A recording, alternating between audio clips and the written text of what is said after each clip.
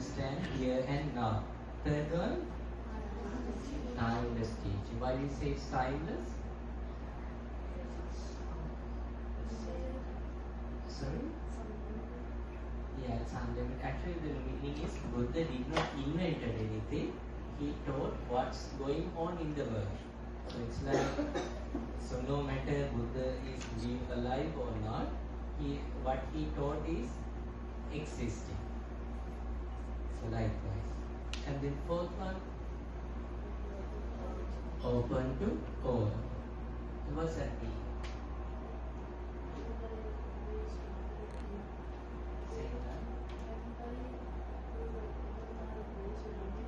Yeah, investment ways or change or whatever. This is for open to all. So and then fifth one,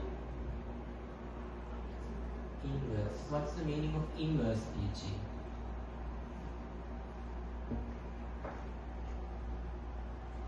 Anyone has clue about what is inverse teaching?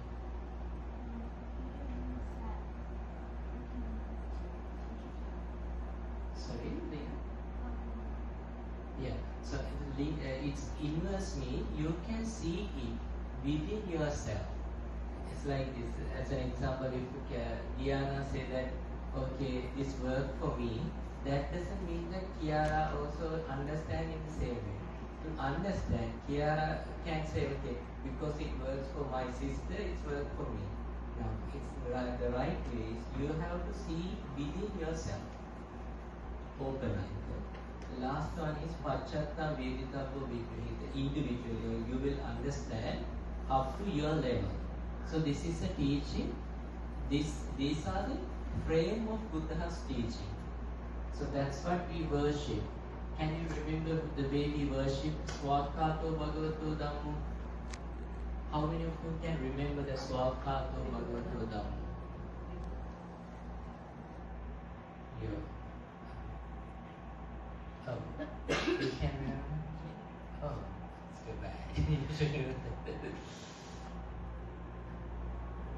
Oh, so you don't worship often at house?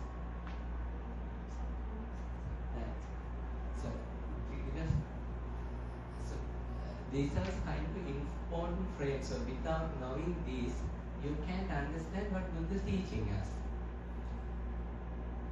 So it's like without going to the lab, learning the scientific theories, trying to take a degree in chemistry. We can't do that.